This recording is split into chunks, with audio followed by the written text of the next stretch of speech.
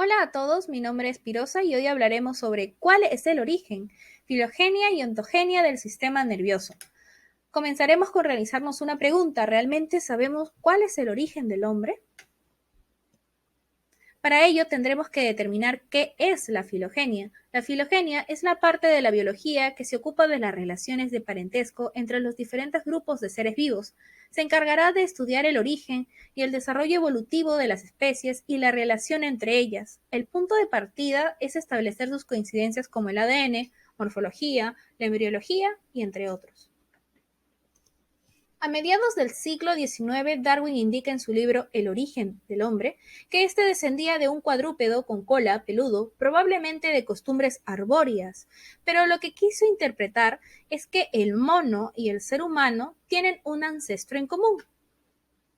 Para ello también tenemos que saber que la palabra filogenia proviene del griego pilón, que significa especie, raza y generación, y gen, que es igual a producir, y ia, que es respecto a la cualidad. Los registros fósiles muestran que los verdaderos mamíferos aparecieron hace unos 150 millones de años. Esto sería un cálculo aproximado. El antepasado común entre el hombre y el mono se llama Ramapithecus, el cual hipotéticamente se cree que vivió hace unos 8 a 14 millones de años. Los primeros animales parecidos al hombre probablemente aparecieron hace unos 3 a 4 millones de años, denominados australopitecinos, ubicados en África, fueron los primeros en caminar erguidos y esto se basaría en la observación de la estructura de la pelvis. Se describen tres especies en la cual Africanus y Robustus coexistieron con un género Homo en el cual nosotros nos encontramos. Un ejemplo de ello sería el esqueleto de Lucy.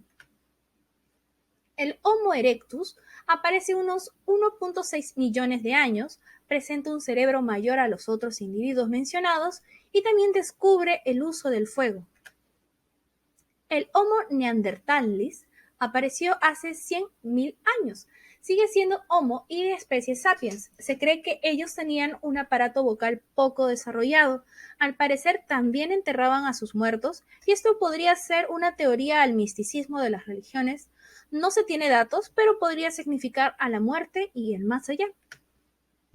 Los fósiles de los verdaderos hombres, es decir, de los Homo sapiens sapiens y Cro-Magnon, datan hace unos 40.000 años. El Cro-Magnon elabora pinturas rupestres y figuras de piedra y marfil, con lo que surge la cultura humana. La hominización es el proceso que transformó progresivamente un linaje de primates en humanos.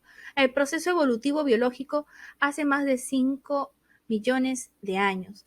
Podemos observar los cambios morfológicos, fisiológicos y también psicosociales.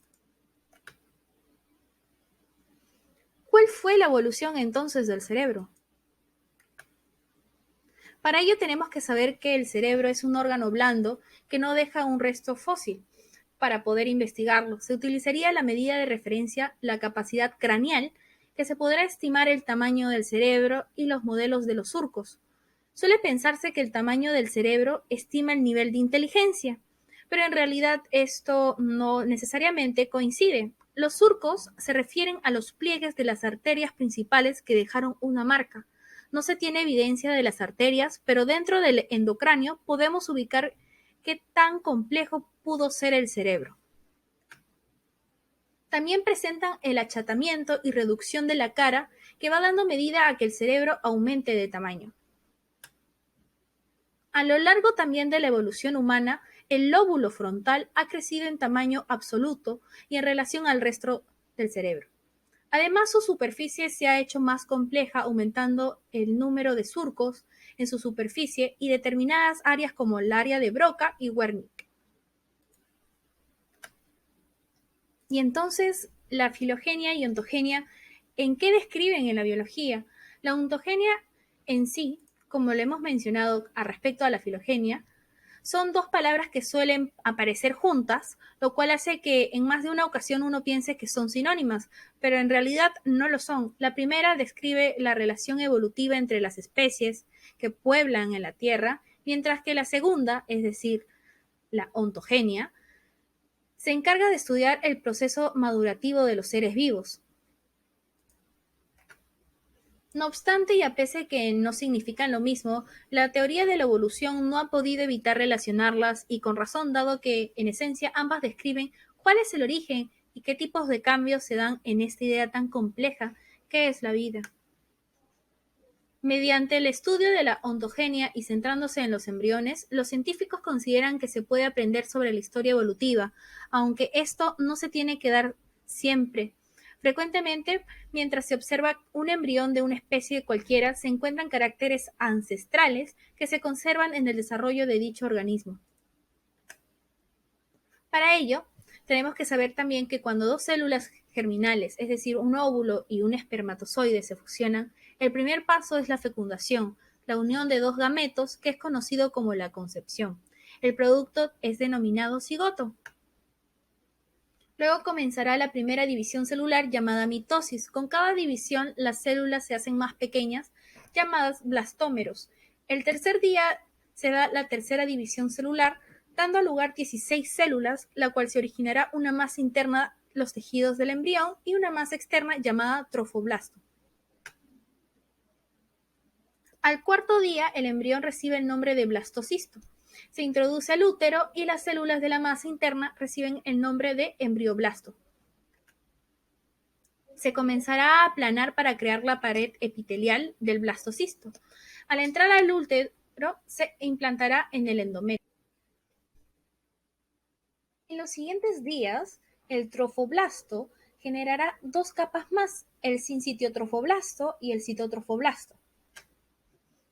El embrioblasto se presenta con la capa del hipoblasto y epiblasto. También en este periodo se genera la cavidad amniótica. El mesodermo extraembrionario se formará dos cavidades, la cavidad amniótica y el saco vitelino. También se dará paso a la gastrulación, que será la formación del ectodermo, mesodermo y endodermo. El hipoblasto da lugar a la generación del endodermo embrionario, que da lugar en la organogénesis entre la tercera y octava semana. Otras células se sitúan entre el epiblasto y endodermo, formando así el mesodermo. Las células que se quedan en el epiblasto darán lugar al ectodermo, es decir, el sistema nervioso central, el sistema nervioso periférico y el epitelio sensorial, que es como el ojo, nariz y oído. Durante la gastrulación, la notocorda se origina de las células mesodérmicas cilíndricas. A este proceso también se le conoce como la neurulación. Poco después de sus bordes laterales se elevan y forman los pliegues neurales, creciendo hacia la línea media. Luego quedarán abiertas pequeñas áreas en cada extremo, poco después de la formación del tubo neural. Se evidencian los precursores de las regiones encefálicas principales como resultados de movimientos morfogénicos. Esto dará lugar a las tres vesículas primarias, que es el prosencéfalo, mesencéfalo y rombencéfalo. Del telencéfalo se desarrollará los hemisferios cerebrales, del diencéfalo el tálamo, hipotálamo, epitálamo y subtálamo, y del mesencéfalo se conserva. Del metencéfalo se desarrollará el cerebelo y el puente. Finalmente, del mielencéfalo se desarrolla el bulbo raquídeo. Como conclusión a estos dos temas, ambas describen cuál es el origen y qué tipos de cambios se dan en esta idea tan compleja que es la vida. Un ejemplo para poder entender este tema es preguntándonos qué pasaría si nos cortamos con un cuchillo, ¿no?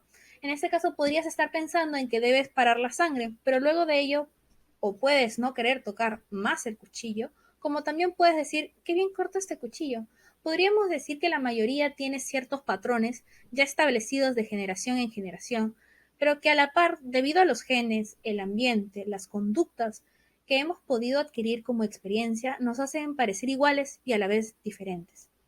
En todo caso, eso sería todo de mi parte. Espero que les haya gustado este tema como a mí. Y bueno, eso sería todo. Hasta luego.